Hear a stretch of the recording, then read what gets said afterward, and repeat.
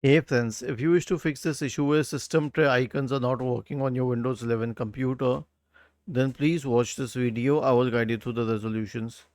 So the first solution is to restart File Explorer. Search for Task Manager in the Windows search bar and open Task Manager. Let this list load. Right click on Windows Explorer and select Restart.